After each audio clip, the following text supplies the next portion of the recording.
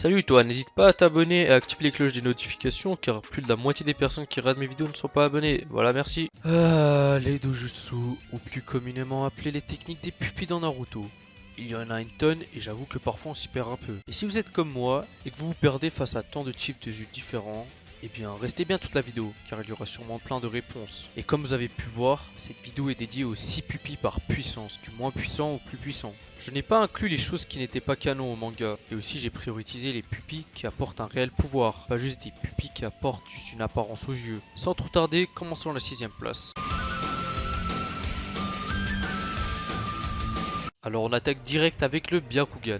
Il est le dojutsu héréditaire des clans Hyuga et Otsutsuki. Bon, il est en dernière position, mais il reste tout de même très redoutable, et ça ne veut pas dire qu'il n'est pas puissant. Déjà, le Byakugan donne à son utilisateur un champ visuel très élevé. Pour toucher un utilisateur du Byakugan, il faut soit le frapper par derrière, ou bien le toucher d'un poids mort, ce qui est plutôt chaud dans Naruto. Ce dernier peut être amélioré avec un certain entraînement, comme nous le montre Hinata qui au début pouvait voir des cibles à 50 mètres de distance, et qui plus tard pouvait les apercevoir à plus de 10 km. C'est juste énorme, et c'est ce qui est très utile en tant que ninja informateur. Ces utilisateurs peuvent également voir à travers certaines choses. Le Byakugan est également capable de suivre des mouvements très rapides sans réel problème. Il peut même détecter la chaleur corporelle des humains. Sa plus grande capacité reste d'identifier du chakra, donc de savoir si quelqu'un utilise du Genjutsu contre l'utilisateur. Les aptitudes du Byakugan pour percevoir du chakra sont tellement précises qu'ils peuvent voir le système circulatoire du chakra et les 361 points vitaux, comme nous l'a montré Neji contre Naruto pendant le tournoi des Chunin. Place à la 5ème position. Le Jogan est un dojutsu unique qui est seulement connu par le clan Otsutsuki, bien que Boruto l'ait acquis, car son père est descendant de l'ermite Rikudo et Hinata de Hamura. Le Jogan a été réveillé par Boruto en son œil droit, et cette pupille est à peine perceptible. Il l'utilisa pour la première fois durant son passage à l'académie. Il ne le maîtrisait pas encore, car il n'arrivait pas à l'activer par sa propre volonté. Il s'activait involontairement à la présence d'une cible dangereuse bien cachée. Bien qu'on ne sache pas grand chose encore sur cette pupille, elle reste tout de même une version améliorée du Byakugan. Elle possède les mêmes aptitudes que le Byakugan, avec plein d'utilités en plus. Il peut aussi voir des barrières invisibles, et même détecter les émotions négatives, comme quand Naruto s'énerve. Je le mets qu'en 5ème place car on ne sait pas tout sur le Jogan, et qu'avec ce que l'on sait seulement, il est loin des premières places. Mais à l'avenir, il sera sûrement présenté comme l'un des plus forts dojutsu. Maintenant, en avant pour la 4ème place.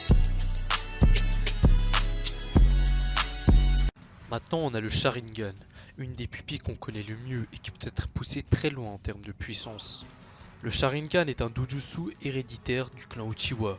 Il a apparu pour la première fois en même temps que le Byakugan, chez le plus ancien ancêtre connu des Uchiwa, Kaguya Otsutsuki. C'est l'un des 3 grands dojutsu avec le Byakugan et le Rinnegan. Le Sharingan est comme un œil qui reflète le cœur d'après Hashirama. La première forme du Sharingan, la moins puissante, possède seulement un Tomoe. Elle permet de saisir à peu près les mouvements ennemis. La seconde forme du Sharingan, habituellement utilisée vers le rang du Genin, possède 2 Tomoe. Elle permet de mieux voir les mouvements de l'adversaire et donc de mieux riposter, ainsi que de voir très rapidement le flux du chakra des ennemis et de contrôler les genjutsu.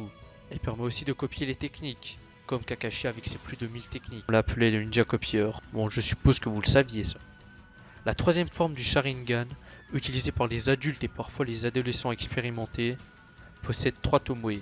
Elle permet de prévoir les mouvements de l'adversaire, de copier les techniques de taijutsu, de genjutsu et de ninjutsu, de contrer les genjutsu et de les retourner contre leur lanceur, si celui-ci ne possède pas le Sharingan. Enfin, le Sharingan permet aussi de lancer des genjutsu d'une extrême puissance.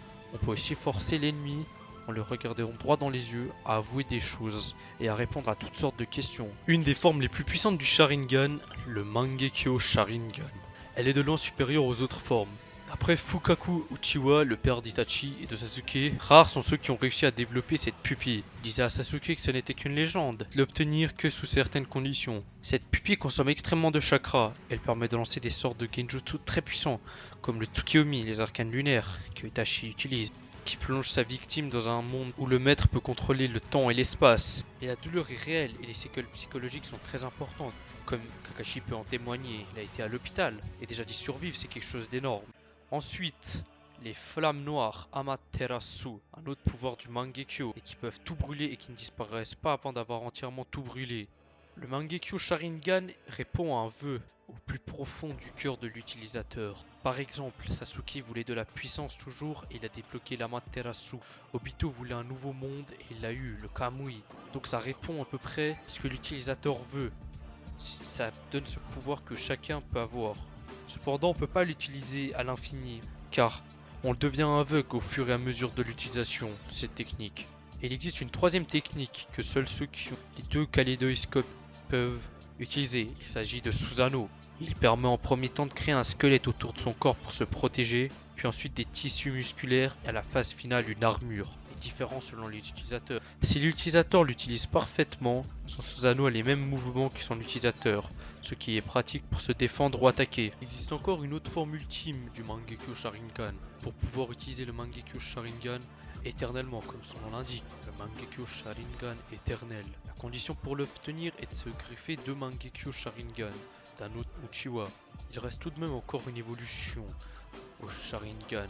Et bien sûr, c'est les pupilles qui viendront après en troisième position. Donc maintenant, je vous laisse avec la troisième position. Le Rinnegan est réputé pour être le plus fort des trois grands dojutsu. Dans de guerre, une phrase décrivait ceux qui l'avaient. Celui qui manie le Rinnegan est envoyé des cieux pour devenir un dieu de la création, calmera le monde. D'un dieu de la destruction qui réduira tout à néant. Vous sentez déjà que s'il est utilisé en bien, on peut créer, mais si on l'utilise en mal, la destruction causée peut être énorme, comme Pain nous le montre en lâchant un Shinra Tensei sur Konoha. Il avait rasé tout le village. Le Rinnegan a longtemps été considéré comme une légende, tellement qu'il est rare. L'utteur est capable de maîtriser les 5 natures élémentaires du chakra. Donc, le Suiton, le Doton, le Katon, Futon et l'Aiton, ce qui équivaut à pouvoir utiliser toutes les techniques existantes. Tout comme le Sharingan et le Byakugan, le Rinnegan permet de voir le chakra. Le Rinnegan permet également de contrôler le 7ème chemin, donc de ramener les morts à la vie. Le Rinnegan est révélé comme une évolution du Sharingan. Pour pouvoir s'éveiller à cette pupille, il est nécessaire de posséder à la fois des cellules d'Uchiwa et de Senju. Vous pouvez observer les pouvoirs du Rinnegan avec les 6 Pain. On connaît la naissance de l'astre divin, qui a une énorme masse rocheuse qui se crée dans les airs et qui attire tout. Le Rinnegan peut aussi invoquer des animaux, et c'est la voix des animaux géants qui détruisent tout si on l'utilise en mal.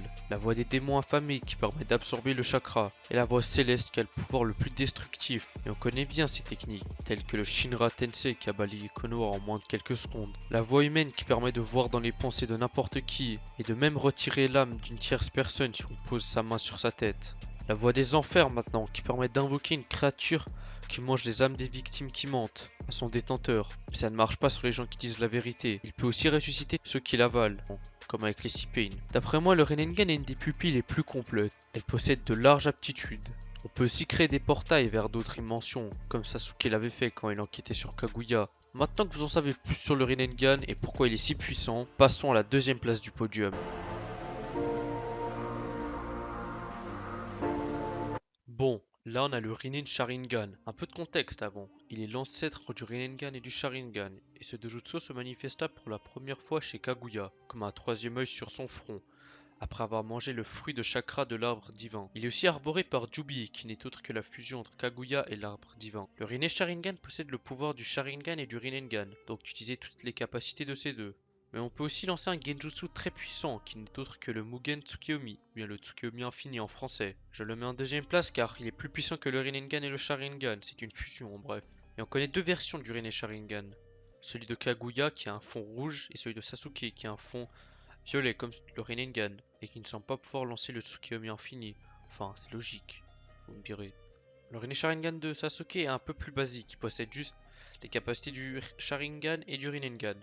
Et maintenant, place à la première place.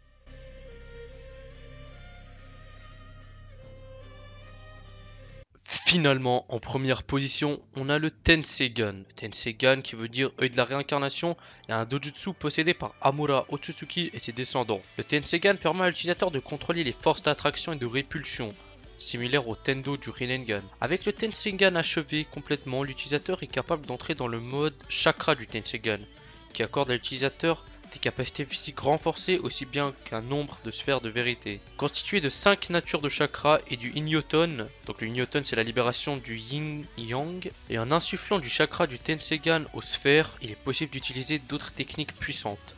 Le Tensegan est aussi capable de se déplacer vers la lune et vers la terre, mais aussi de faire marcher un gigantesque golem. Son pouvoir oculaire est capable de faire revivre une planète dans l'éventualité où elle a été détruite. Donc voilà, en tout cas c'était tout. Donc le Tensegan, je pense qu'on va encore en apprendre, mais déjà rien qu'avec ça, il est très puissant. Et c'est vraiment l'œil de Otsutsuki, l'œil ultime de Otsutsuki, l'œil divin plus puissant que le Renengan. Car en tout cas, si cette vidéo vous a plu, n'hésitez pas à mettre un like, ça m'aide beaucoup les gars. Allez, ne faites pas les radins, mettez un like, partagez, abonnez-vous. C'était tout, c'était Mangafrix, allez ciao.